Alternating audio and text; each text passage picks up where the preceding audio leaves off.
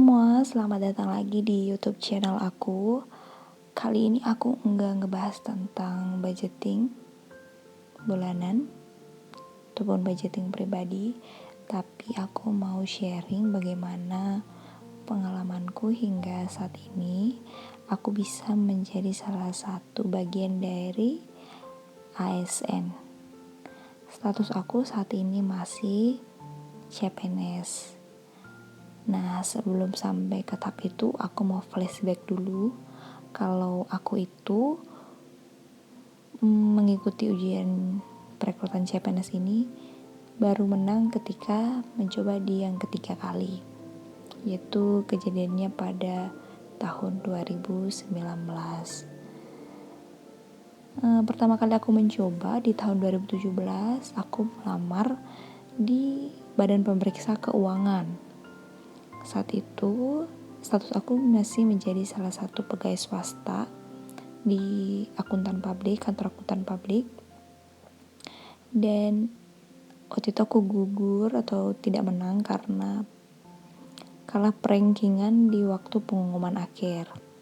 Kemudian di 2018 aku sudah resign. Aku mencoba lagi ke salah satu kementerian, yaitu Kementerian Keuangan. Dan aku gagal juga saat itu dikarenakan kurangnya 2 poin untuk bagian TKP, karena saat itu TKP-nya sangat sulit sekali, berbeda dari bentuk-bentuk soal seperti tahun-tahun sebelumnya. Kemudian di tahun depannya lagi, tahun 2019, saat itu aku udah di rumah dan aku menganggur. Jadi aku punya banyak waktu ya di rumah untuk bisa fokus ke perekrutan CPNS pada tahun itu. Saat itu aku memilih untuk mengambil penempatan CPNS itu di kota tempat aku tinggal, dikarenakan aku memang memilih untuk dekat dengan orang tua. Jadi kebetulan sekali pada tahun itu buka formasi sebanyak 3 orang di kota tempat saya tinggal dengan formasi jabatan auditor alih pertama. Memang ada rasa kekhawatiran karena jumlah formasi yang sedikit itu ada membuat aku takut gimana ya kalau enggak lulus, karena mungkin banyak juga yang pengen ngambil di formasi jabatan tersebut. Jadi berbekal hanya dengan keyakinan aja, aku membulatkan tekad untuk memilih dan mendaftar di formasi ini. Akhirnya di tanggal 17 Desember 2019 tibalah seleksi administrasi untuk pengumuman. Menyatakanlah aku lulus. Dari situ aku tahu kalau total pendaftar yang di formasi aku sejumlah 358 dan ada sebanyak 31 orang yang tidak memenuhi syarat. Kemudian sisanya 327 orang yang lulus untuk bisa lanjut ke tahap seleksi kompetensi dasar. Nah, setelah terima pengumuman itu ada perasaan bersyukur dan senang ya, ternyata dikasih kesempatan untuk bisa lanjut gitu. Sambil menunggu, saat itu belum keluar pengumuman untuk jadwal SKD. Jadi aku ada kepikiran kayak gimana ya strategi yang harus aku bikin gitu kan. Di saat itu bulan Januari ternyata keluarlah jadwal pengumuman untuk mengikuti SKD, yaitu di bulan Februari. Jadi aku nyiapin dong cara-cara aku gimana supaya aku bisa memanfaatkan waktu yang tinggal sedikit ini, sebulan. Akhirnya di Januari aku mulai belajar itu minimal 12 jam sehari setiap harinya. Hari-hari aku lalui dengan belajar dari buku-buku soal CPNS yang aku punya dari tahun-tahun sebelumnya yang masih ada. Kemudian aku masih juga punya satu buku CPNS yang aku pinjam dari senior aku yang terlebih dahulu udah lulus. Terus aku juga nonton dari YouTube, banyak juga yang sharing gimana cara-cara cepat untuk TIU, itu aku tontoni semuanya. Dan aku juga nggak lupa ketika ngerjain soal itu, aku selalu pasang timer supaya aku tahu gimana sih cara aku menyelesaikan soal tersebut, aku butuh waktu berapa lama. Dan kalau ada kesulitan ketika aku mengerjain soal, aku bisa tahu estimasi, berarti untuk di bagian yang ini aku agak lemah, jadi aku perlu meningkatkan lagi cara aku untuk bisa menyelesaikan soal tersebut. Aku ingat banget, aku jantungan, aku takut. Seminggu itu aku tidur hanya 4 jam demi mempersiapkan dan belajar. Karena aku belajar ini kan otodidak. Aku sama sekali gak punya ikut kelas online yang beredar itu, seperti ikut-ikut bimbingan online ataupun bimbingan les bimbel gitu. Aku emang gak mengikuti sama sekali karena emang kendala mau minta sama orang tua untuk tambahan biaya lebih, itu di situ agak segan ya karena aku menganggur. Jadi memang aku itu hanya berbekal dengan usaha sama doa aja. Yang penting aku belajar otodidak. Dari segala sumber aku usahain untuk bisa mencari jenis soal dan bahan yang menurut aku udah maksimal banget. Akhirnya aku siap untuk menghadapi seleksi kompetisi dasar.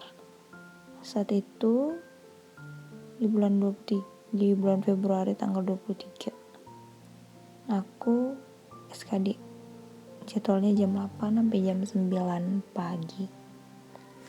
Saat itu betul-betul takut banget, ada perasaan grogi juga, adalah bayangan-bayangan gimana ya kalau ternyata aku gak bisa ngerjain soalnya. Tapi malam harinya aku juga udah berdoa, udah minta doa juga sama orang tua supaya didoakan untuk bisa diberikan ketenangan ujian esok hari. Ternyata puji Tuhan sekali aku dapat ranking 2 untuk formasi aku dengan total skor 401. Waktu keluar pengumuman kan kelihatan tuh di layar, agak shock sih karena kayak terkejut gitu kan.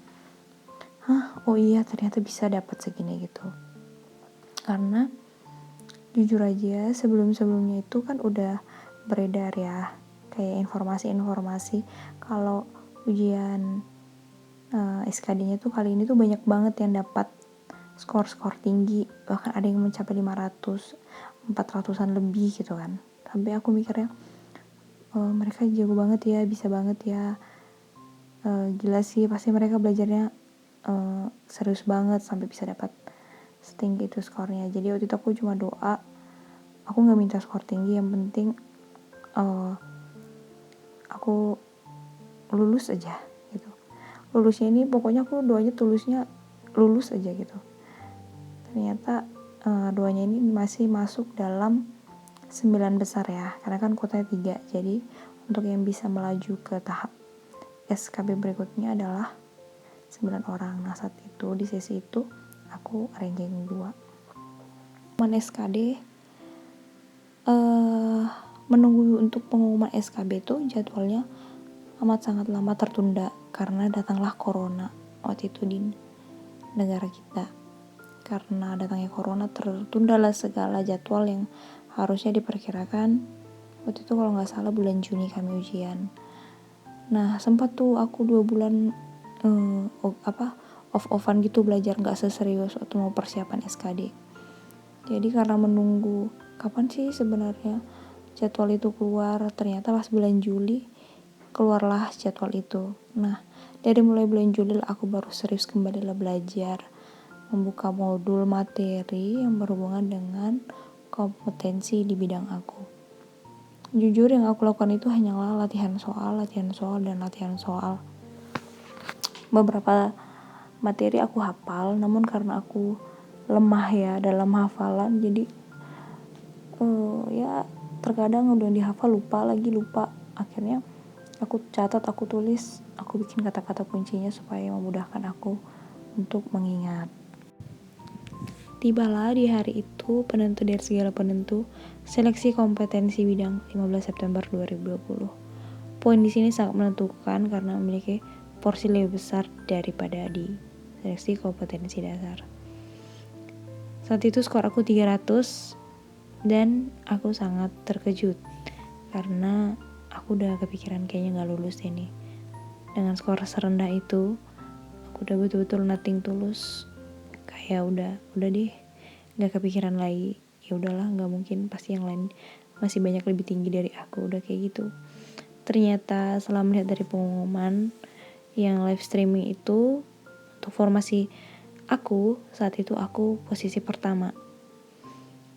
Namun dari 9 orang kami ada 2 orang lagi yang tidak ujian di hari itu, dikarenakan mereka di luar kota, jadi ujiannya beda tempat. Jadi aku nggak tahu dong hasil mereka gimana. Namun dari saat itu kayak udah bersyukur, setidaknya ada harapan kalau aku masih masuk dalam 3 besar. Nah, menunggu sampai akhirnya pengumuman akhir, hari-hari berhari yang bisa aku lakukan hanya berdoa. Semoga yang terbaik. Ternyata di tanggal 30 Oktober 2020 aku dinyatakan lulus dengan ranking 2. Karena ternyata ada skor yang lebih tinggi dari aku. Itulah yang menempati posisi pertama. Terus yang aku lakukan adalah bersyukur dan gak tahu lagi, pokoknya bersyukur sekali untuk semua kemurahan Tuhan karena ternyata jalanku diberikan kemudahan olehnya.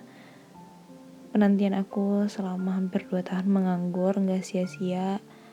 Terus salah satu berkat yang aku rasa, aku bisa kerja dan tetap dekat dengan orang tua aku.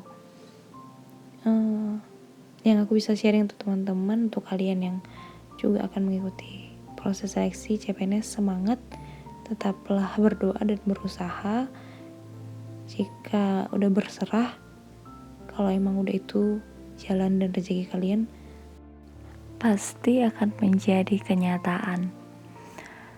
Terima kasih ya semua yang udah nonton sampai di akhir video.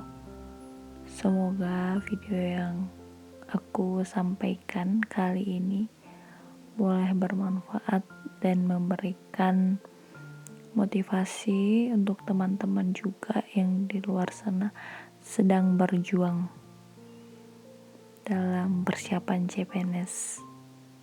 Semangat! Ya, sampai jumpa lagi ya di video berikutnya. Aku pamit. Bye.